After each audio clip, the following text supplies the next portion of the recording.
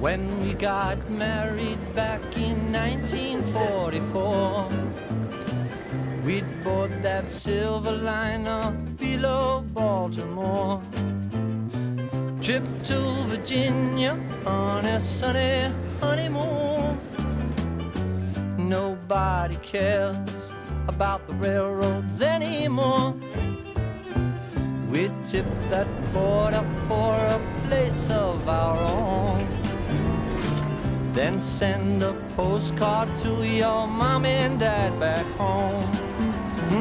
It did something to you when you'd hear that all aboard. Nobody cares about the railroads anymore. Woo-wee, woo-wee, woo-wee. Ever since we started talking to friends and family about our trip out west via Amtrak, everyone tells us, "Oh, I've always wanted to do that. It's on my bucket list." And what's it really like on the train? Is it as romantic as imagined? Riding the rails wasn't really on a bucket list. It wasn't about some streamlined dream-like Silver Line trip. We were more interested in making meaning every day. In friendships, relationships, conversations. Over the years, Martha and I had been making promises to various cousins that of course we would come visit them. I hadn't flown since February of 2020. But I had no desire to go through TSA and get squeezed into an airline seat again. Driving was beyond our physical stamina and would have racked up significant costs for hotels and meals. Amtrak became the means to keep our promises. How does Amtrak compare with European trains? Here's a map of train routes in Europe and train routes in the US. The Amtrak route map, and turns out, aligns with our need. Chicago, Santa Fe, San Diego, LA, San Francisco Bay Area, Portland, Seattle. Although a sleeping compartment, first class, would cost dearly, it combined travel, hotel, and included all meals. You were traveling even while you slept. Private accommodations include a full-size bed, a twin-size upper loft bed, toilet and shower stall. And I could stretch out and nap any time I needed. From Chicago to Santa Fe is one overnight, 24 hours. It started to make sense. We bought tickets for each leg of our trip. It's a fact that the trains to the west of Chicago are of superior quality to those eastward. So we made one compromise to fly between Boston and Chicago at both ends of the Western Circle. And then we got on board and left Chicago. When we got married back in 1944, we'd board that silver liner below Baltimore. Trip to Virginia on a sunny honeymoon. Nobody cares about the railroads anymore.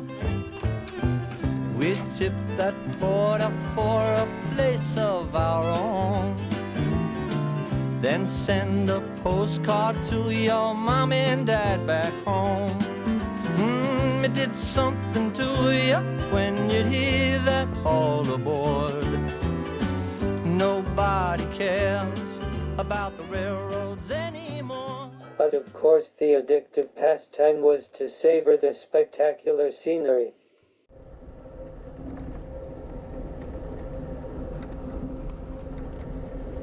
Unless it was blocked by a passing freight train.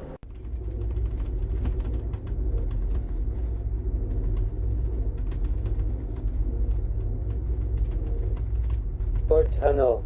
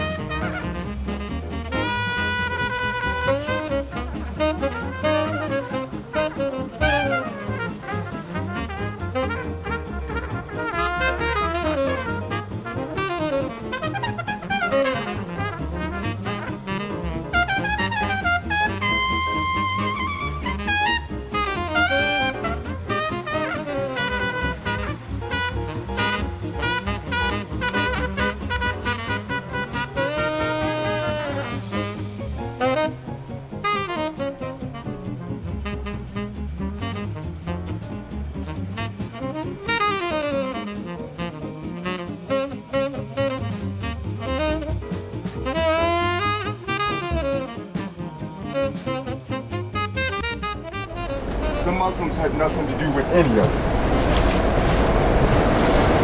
The federal government killed all them people in 9/11. And it was not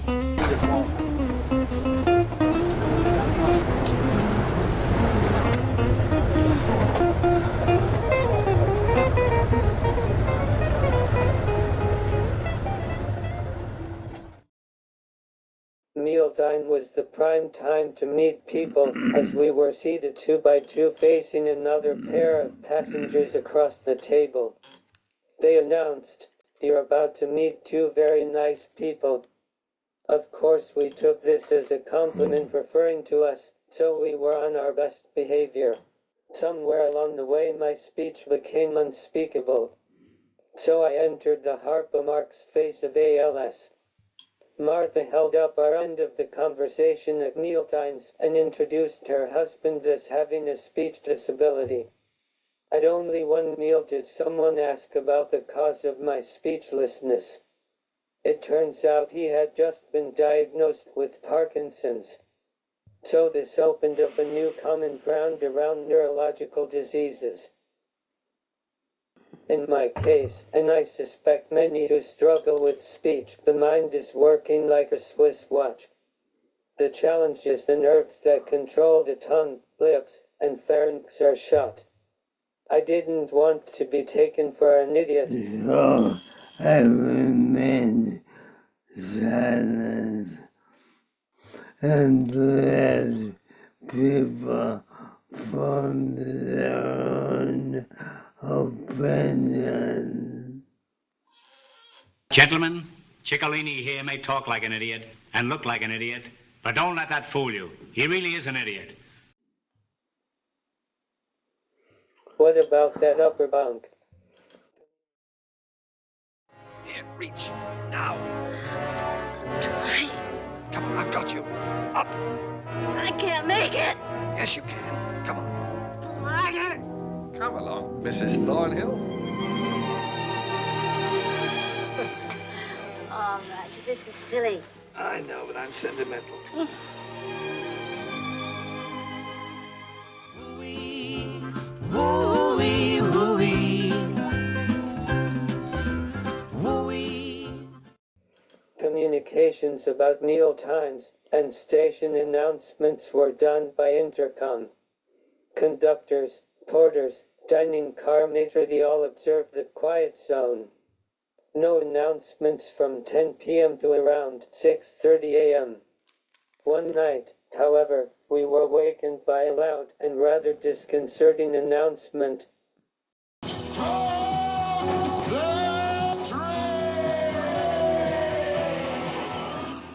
I braced for a collision,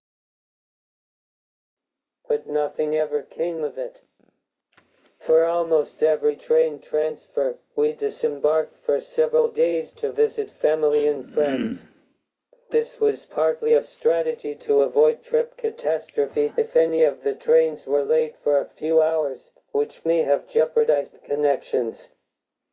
As we prepared to leave the San Francisco Bay Area, however, we got a notice through the AMTRAK app that our 9 p.m. departure was delayed until midnight.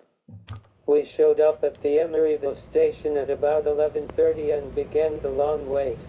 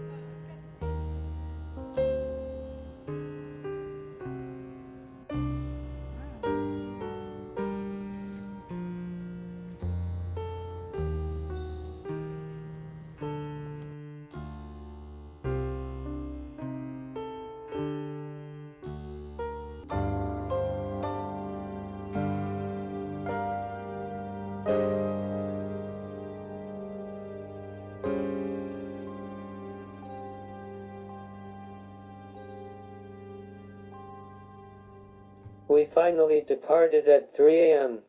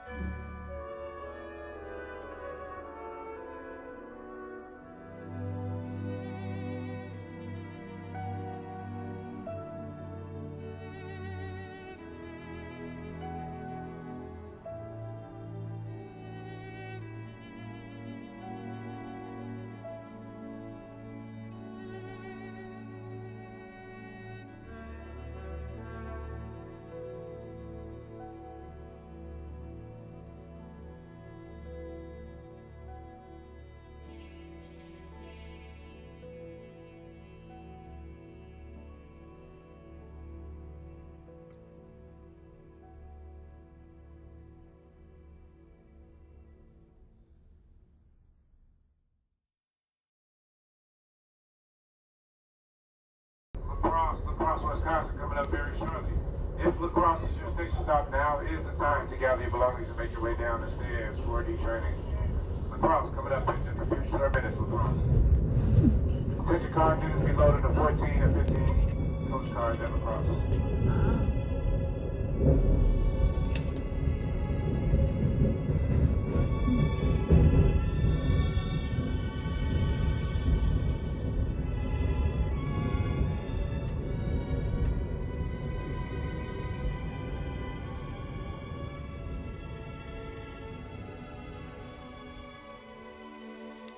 The the trip was primarily about visiting family and friends.